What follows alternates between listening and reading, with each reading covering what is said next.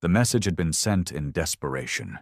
It was a last-ditch cry for help, flung into the endless dark by a civilization on the brink of extinction. The Zorathi, a peaceful and once prosperous race of crystalline beings, had thrived for centuries. Their planet, Halareth Prime, was a garden world, lush, serene, and teeming with biodiversity. But that peace shattered when the Zorvax arrived.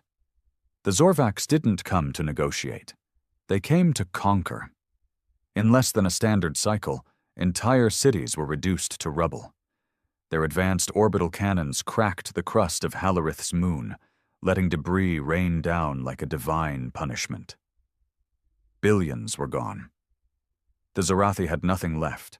No ships, no weapons, no hope. And so, someone, no one remembers who anymore, activated the ancient beacon, a device so old and dangerous that it had been locked away in myth, buried beneath the capital's temple ruins.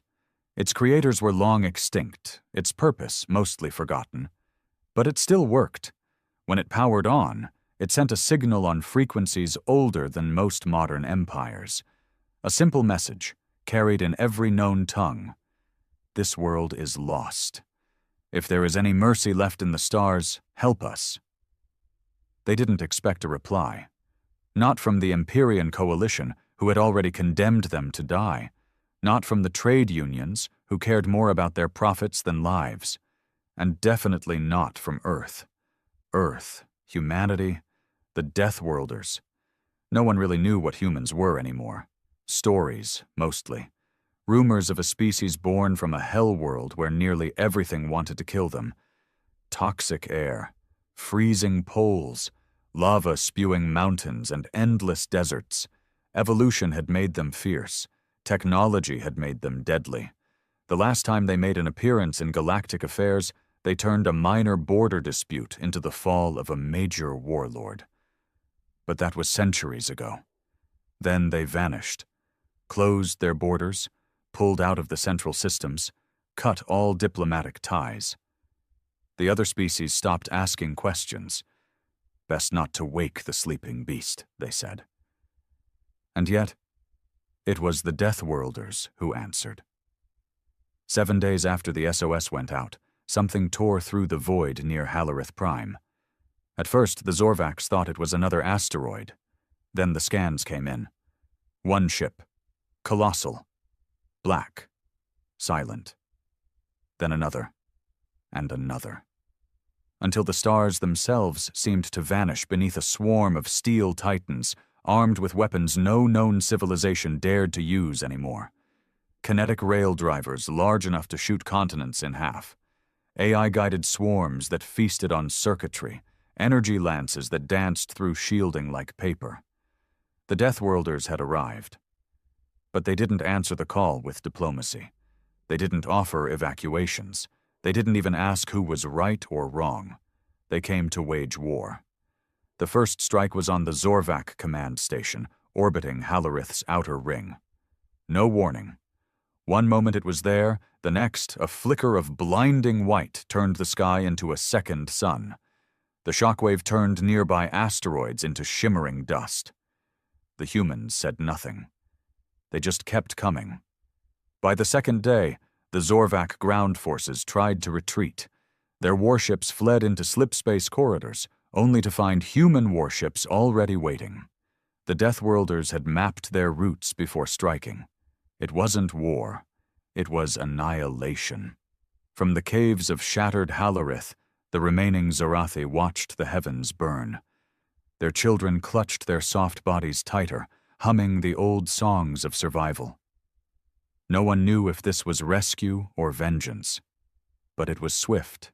It was brutal. And it was far from over.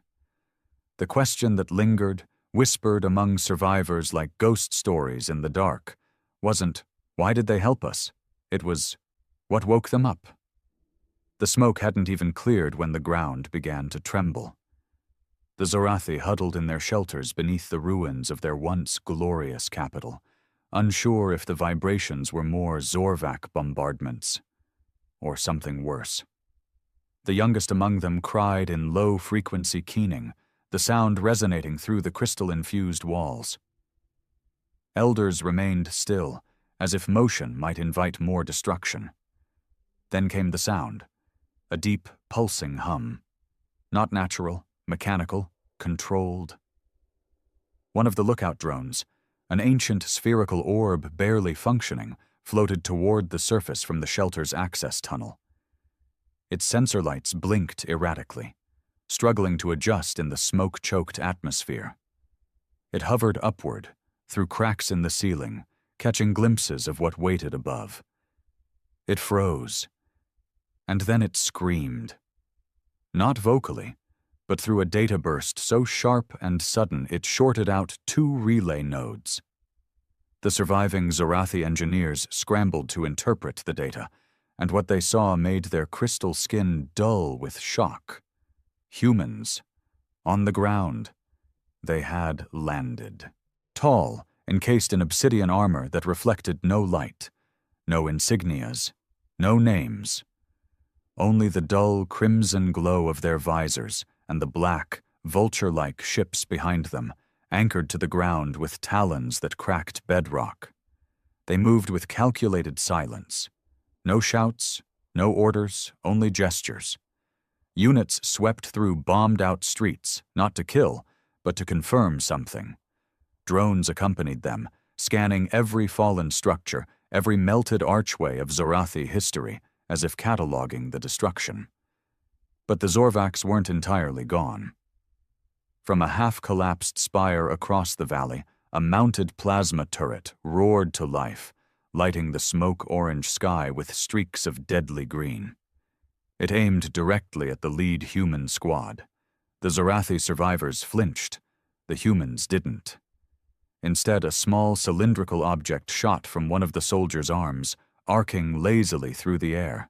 It made no sound, no flare, just a soft clink as it landed near the turret. Then, silence. For 2 seconds. Then the turret, the Zorvak soldiers operating it, and most of the tower they were hiding in disappeared in a flash of implosive collapse, sucked inward by a gravity burst, crushed like tin before even the echo of the explosion could register. Still, the humans didn't speak. They just kept moving. Deep beneath the surface, Elder Thalriks of the Zorathi stood before the remaining Council of 9. Only 4 were still alive. They do not act as liberators, he said slowly. They kill with precision, with hate. This is not a rescue. It is a reckoning. One of the elders, younger and more idealistic, trembled. But they answered our call. Isn't that what matters? No, Thalriks said coldly. What matters is why they answered. And that question still burned like acid in his thoughts. Elsewhere, on the bridge of the lead human ship, named Oblivion's Mercy, according to translated data tags, Commander Vera Kale watched the aftermath from orbit. She leaned forward, brushing ash off her uniform, and whispered to her second-in-command. That's the last Zorvak stronghold on the planet. Ready the orbital purge. Her XO, a man with dead eyes and a voice like broken gravel, responded. Do we initiate contact with the Zorathi survivors now? Vera shook her head. Not yet. We need confirmation first. Confirmation of what, ma'am? She didn't look at him when she replied. Of who sold them out. There it was. The twist. This wasn't just a rescue. This was an operation. Coordinated. Planned. And whatever the humans were here for, it was more than vengeance. It had layers. Someone had crossed them. Someone had made the mistake of thinking Earth had truly gone quiet. The galaxy had forgotten what humanity could do when provoked. Now they were being reminded. Not with words, but with fire. The Zorathi didn't know fear in the way organics did, not in the gut-churning, sweat-drenched panic of mammals or reptilians, but they did understand dread. And dread was thick now, saturating the subterranean shelter like a toxic fog. Above them, The sky no longer burned with Zorvak bombardments. Now it trembled under something more methodical, controlled. One Zorathi child, her crystalline carapace cracked from a prior blast, whispered the question that had haunted them all. Are the humans angry with us? No one answered. Elder Thalrix had remained silent for hours, perched near the ancient beacon's shell, its surface now dim and inert. The device had served its purpose, but he feared it had summoned more than salvation. The Deathworlders' silence was louder than the Zorvak's violence. They didn't broadcast open frequencies. They didn't offer medevac, food drops, or even reassurance. They came like ghosts born from a machine god's wrath, and left nothing behind. Above ground, the human ground teams had already established perimeter lockdowns around known Zorvak excavation zones. Not just military zones, but dig sites. That raised even more alarms. Why would humans care about ancient Zorvak digs? Because they weren't Zorvak in origin. The ruins predated even the Zorvak Empire. Buried beneath Halorith's crust were structures the Zorathi had always left undisturbed. The locals called them veins of the first flame, remnants from a pre-sentient era. The Zorvaks, arrogant as ever, had tried to mine them, and it seemed the humans knew that. Back aboard Oblivion's Mercy, Commander Vera Kale stood before a hologram flickering with decoded layers of Halorith's substructure. Artificial lines, long hidden beneath molten rock, glowed faintly like arteries. Get me orbit to core penetration scans. Focus on these ancient lines. The AI's voice was smooth, almost kind, an eerie contrast to the destruction it orchestrated. Confirmed. Subsurface network matches configuration class. Precursor black.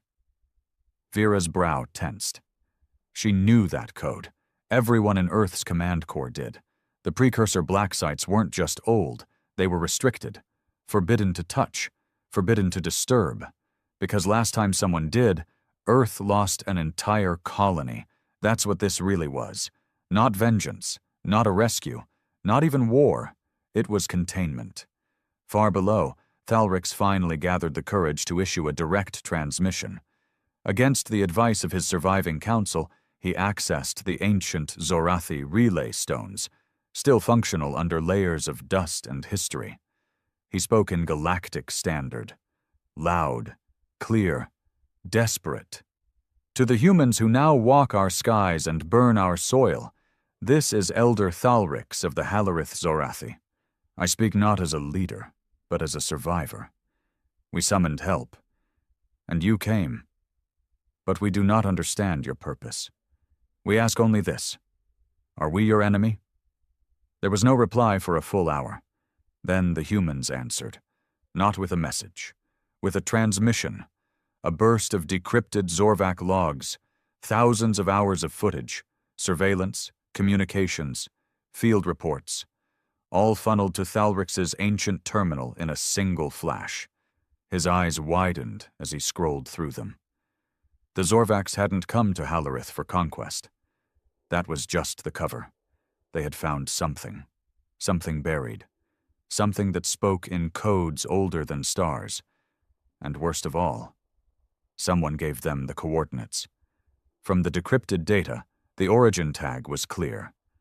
Coalition Central Intelligence, the same Empyrean coalition that had refused to intervene when the Zorathi begged for aid. The same coalition that had warned the galaxy never to disturb precursor black sites.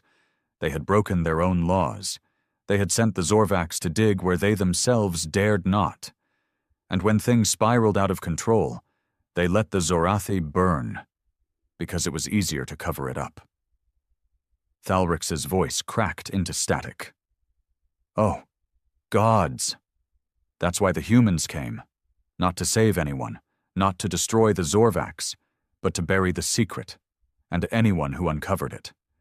The Deathworlders weren't just fighting a war, they were erasing evidence. The first time Elder Thalrix truly feared for his people wasn't when the Zorvax arrived. It was now. He stood in the dim glow of the beacon chamber, the human transmission still playing across the fractured walls of his data stone. The truth was unmistakable, stamped in time-coded data, in intercepted coalition messages, and in the brutal clarity of galactic betrayal. The Zorvax had been sent. Sent. The Empyrean coalition had orchestrated the entire attack, and Earth had known.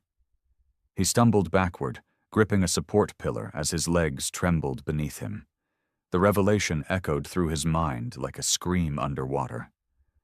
The Zarathi weren't victims of war.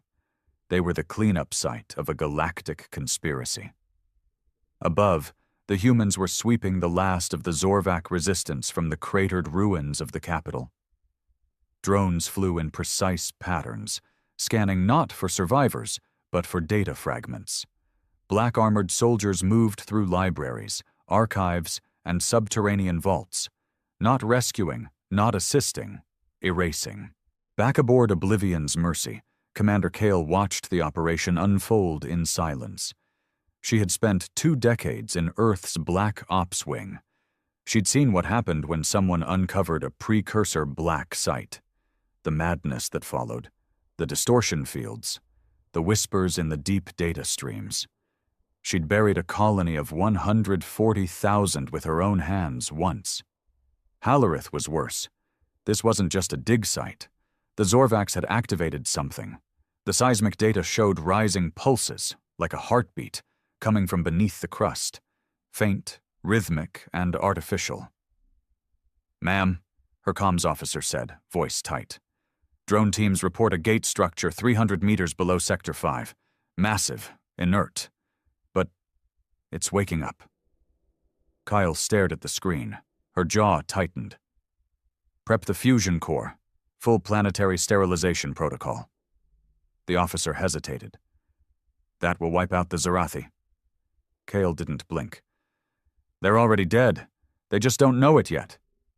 Deep below, the survivors in the caverns were starting to understand the silence. No supplies, no medics, no contact. The humans were treating Hallerith like a contaminated zone. Some Zarathi still hoped it was oversight. Maybe the humans didn't know they were down here. Maybe once the Zorvax were gone, the Deathworlders would offer aid. Thalrix knew better. He looked at the council.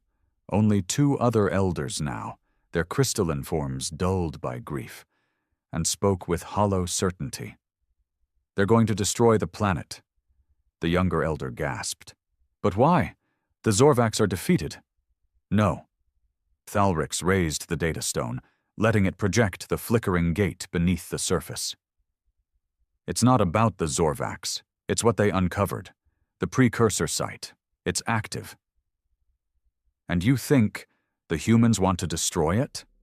Thalrix's voice was calm. "They want to bury it forever, like they've done before. They've become the universe's janitors, burning anything that threatens their precious order." He paused, then added with bitter venom. "They answered our SOS, not to save us. To keep the secret from getting out." On the surface, Sector 5 had been evacuated. Human troops cleared a 5-kilometer radius around the breach site. Massive mechanical walkers positioned fusion cores the size of buildings around the perimeter. This wasn't war. It was a ritual, an incantation of annihilation. The gate pulsed beneath the earth, each beat stronger than the last. Scans couldn't read beyond it. Eye sensors failed. Even Vera Kale, for all her steel, felt something creeping at the edge of her thoughts, like a presence, watching. She didn't know what the precursor gate did. No one did. But the standing order from Earth Command was clear. No gate must remain active. Thalrix knew there was no way out, no ships, no external help. The beacon had brought only doom. But as he stared at the ancient systems, he felt something deep within the planet. A pull. Maybe the gate wasn't just a weapon. Maybe it was a door to salvation or damnation. He had no idea which. But if the humans were willing to scorch an entire world to keep it shut, he had to open it. The tunnels beneath Hallerith trembled, not from explosions, but from something far older, something stirring. Elder Thalrix moved through the ancient catacombs like a man possessed. Dust cascaded from the ceilings as the tremors intensified, cascading in short, sharp bursts, almost like a heartbeat. And each pulse came with a faint hum, low, vibrating through the crystal of his bones.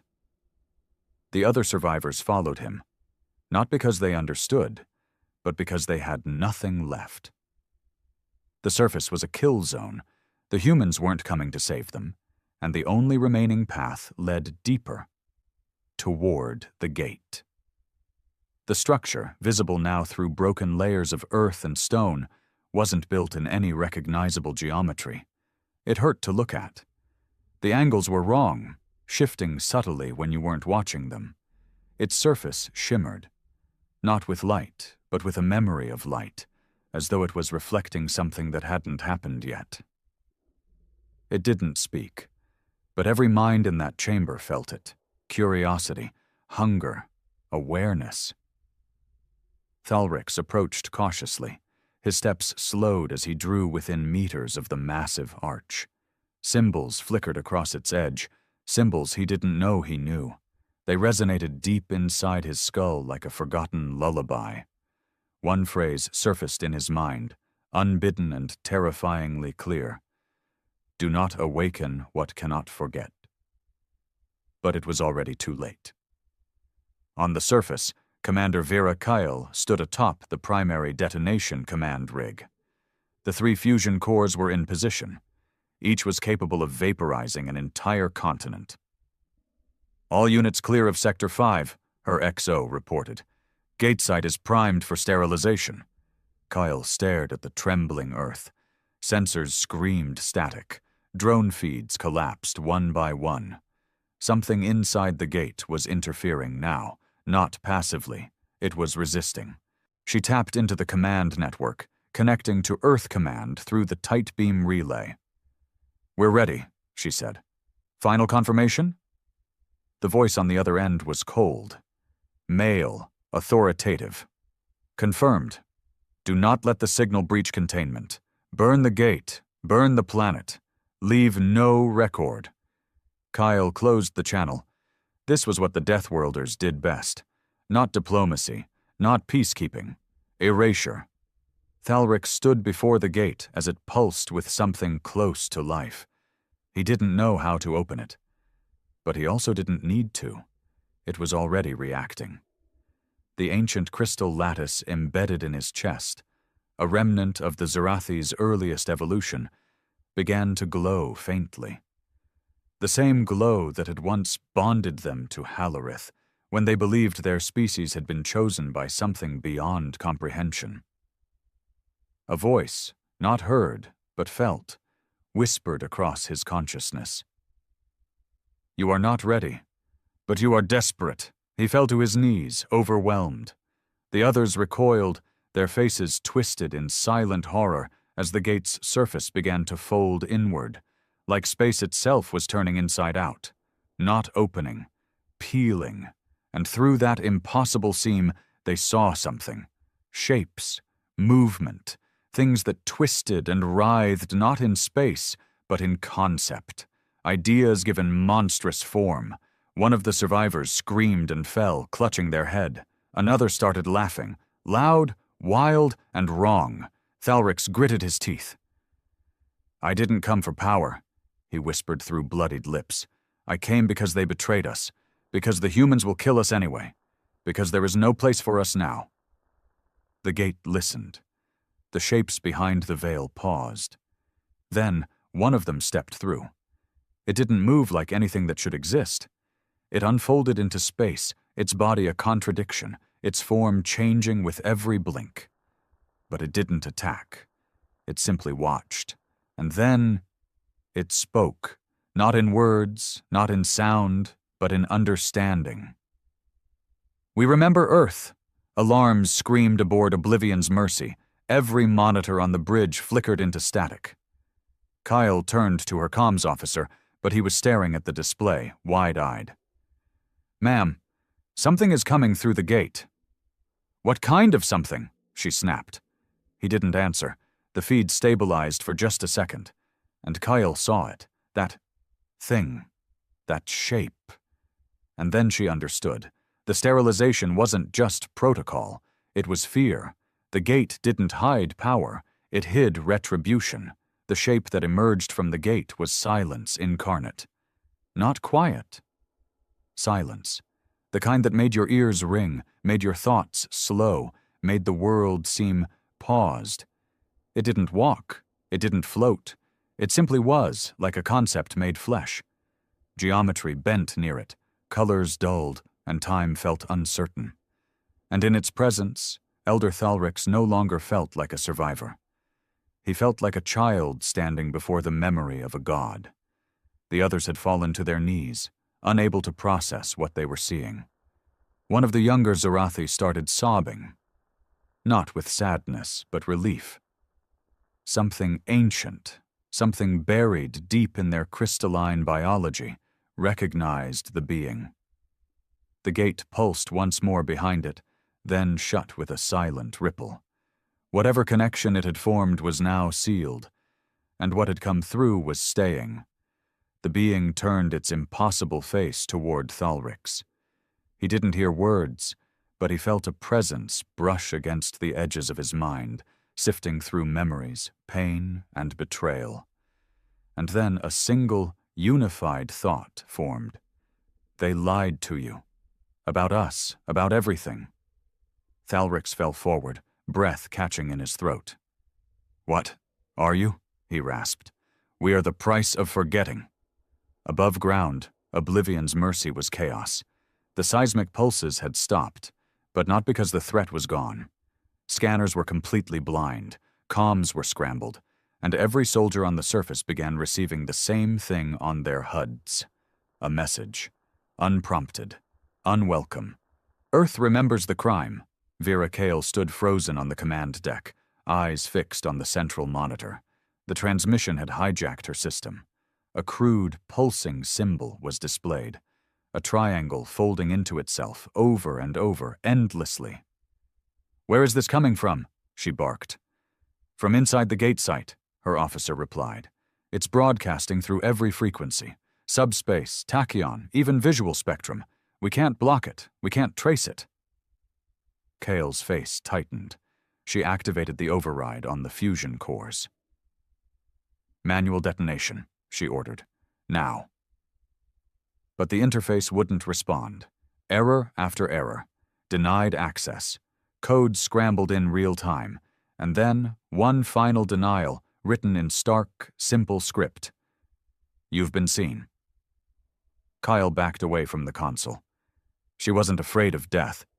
She'd faced worse. But this wasn't death. This was exposure. Earth's greatest fear wasn't destruction. It was being understood.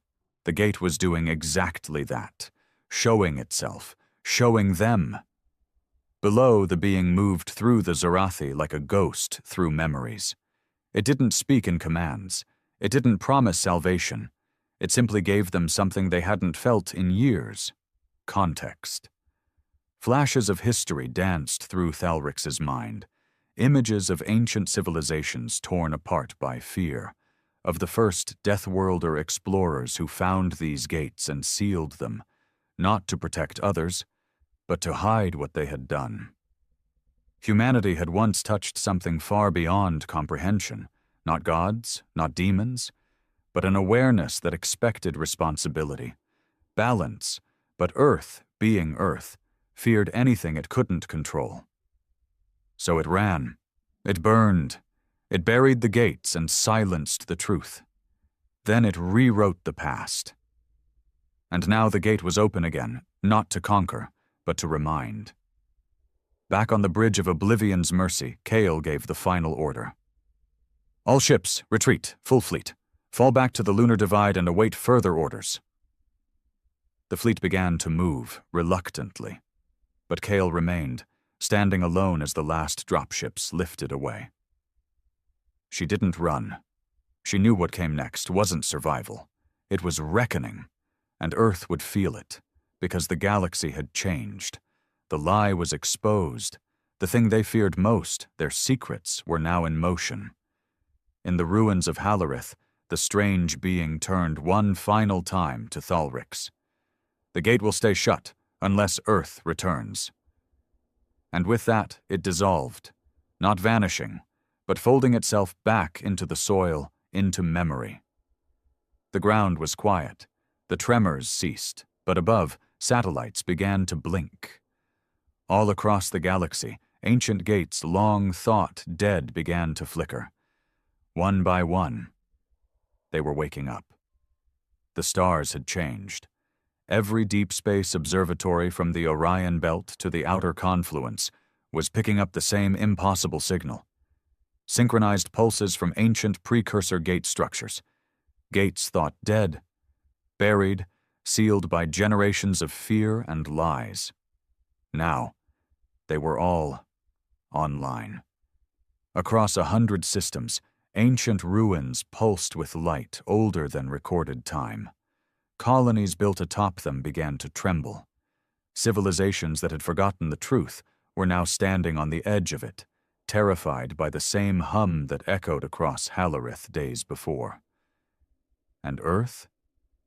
Earth was silent, not because it didn't know, but because it knew exactly what it had done. On Halarith's scarred surface, the ash was finally beginning to settle. The humans had left, not all of them. Some died during the last signal breach, minds shattered by whatever stepped through the gate. But the Warfleet was gone. Fled. And for the first time since the Zorvak siege, there was quiet. Elder Thalrix stood among the wreckage, his old limbs aching from exhaustion and revelation. Around him, the surviving Zorathi emerged from the tunnels like exiles returning to a homeland they no longer recognized. The gate no longer pulsed. Whatever had come through had returned to slumber, but the planet had been marked, changed. So had they. Thalrix addressed the gathered survivors, voice amplified through the remaining crystal communicators. Brothers, sisters, we are not who we thought we were.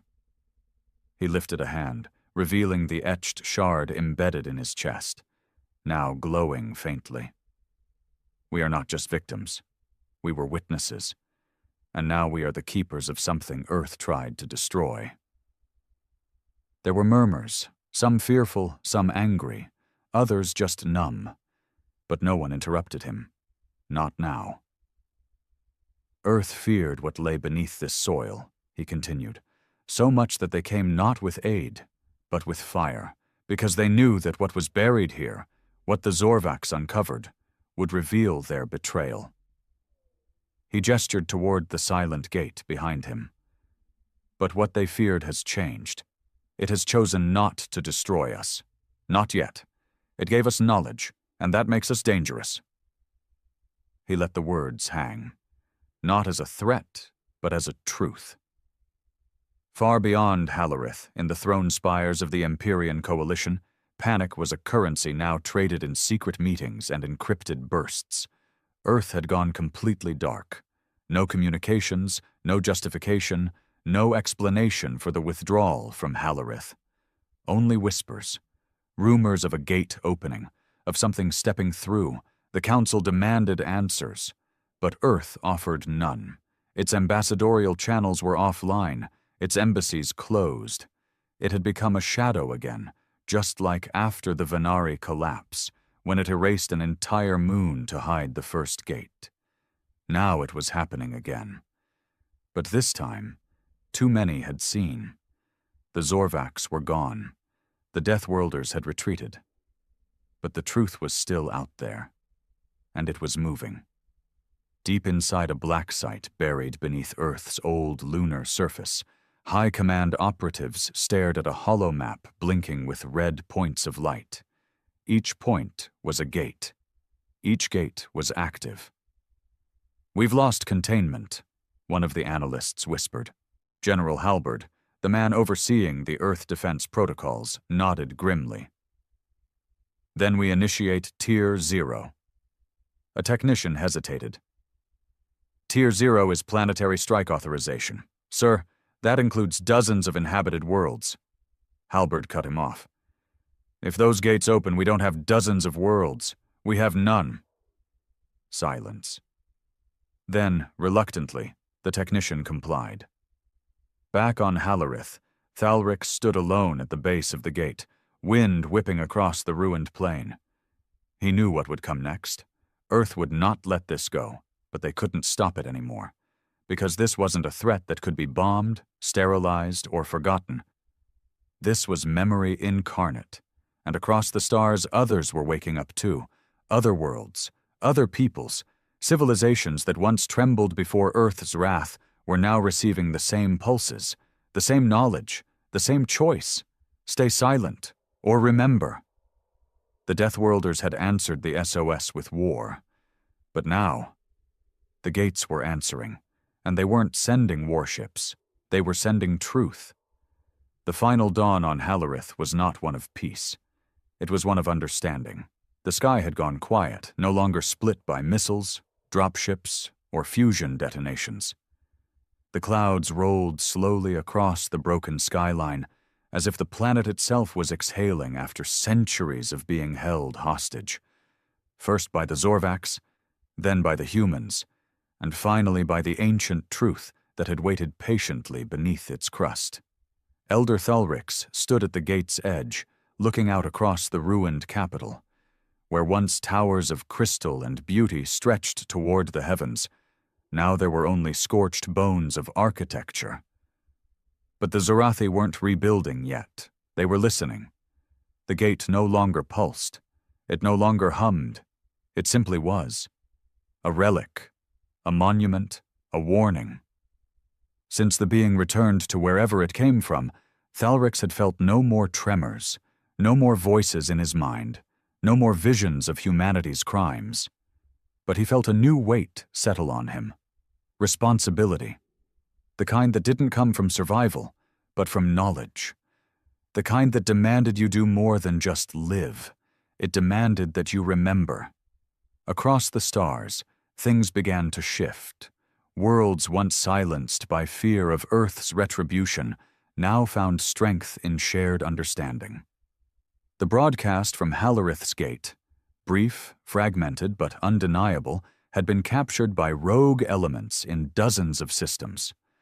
Despite Earth's best efforts to erase the signal, it had already spread. People were asking questions. What were the gates, really? Why had Earth tried to bury them? And more terrifying still, what happens now that they're waking up? The Empyrean Coalition held emergency meetings. Trade union alliances collapsed overnight.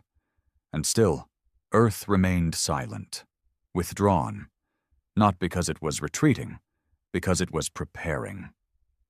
In the depths of Luna Command, beneath a fortress carved into Earth's moon, General Halberd stood before a council of black glass AI interfaces. We have confirmation of 119 gate sites across known space, one of them intoned. 72 are pulsing. 16 have initiated low-level activity. 2 have opened. Another AI flickered to life. Halarith was a failure. Local extinction did not proceed. Gate entity emerged and returned without interference. Zorathi survived. Halberd clenched his fists. Then we clean up the mess. Containment is no longer viable, the AI said. Truth has entered circulation. The lie cannot be maintained. Halberd said nothing. He had served through 5 shadow campaigns, personally authorized the erasure of 2 colonies. He believed in the mission. The gates were never meant to be opened. Humanity had touched them once, long ago, and what had answered back had nearly destroyed them. That knowledge was never meant to spread. Earth's rise to power came not just from technology and war, but from the absence of competition. The other civilizations lived in fear because Earth had done what they would not: kill to protect the lie. But now? Now the gates were awake, and humanity would need a different kind of war. Back on Halarith, the Zarathi gathered in what remained of the Grand Nexus, a wide, open crater where the old city center once stood. Thelrix stood atop a shattered pillar, the light from the gate far behind him, casting a faint blue glow into the dark. He addressed them with a voice that shook, but never faltered. "We are not warriors," he began. "We are not conquerors. We are not ready for what has come." He paused, breathing slowly. But Earth didn't come to save us. They came to silence us. And in failing to do that, they gave us something far greater than protection. He raised his arm, the light of the gate shard embedded in his chest, catching the rising sun. "They gave us purpose." The crowd remained still, quiet, but not afraid. Not anymore. For too long we thought ourselves small. We believed survival meant submission, that peace meant silence. But now we know. We were lied to. A murmur spread through them, low and rising like the first notes of a storm. We do not have weapons. We do not have fleets. But we have truth, and the gates have chosen to speak again. He turned his eyes to the stars. And if Earth comes again, they will not find a frightened people hiding in caves. They will find witnesses, testimony, memory, and the entire galaxy will be watching. The crowd erupted, not in cheer, but in resolve, a sound deeper than rebellion, louder than vengeance. It was the sound of a civilization choosing to stand, and far across the stars, in places long forgotten, other gates pulsed in quiet agreement. The Deathworlders had answered the SOS with fire, but the galaxy had answered with something more powerful than war: awakening.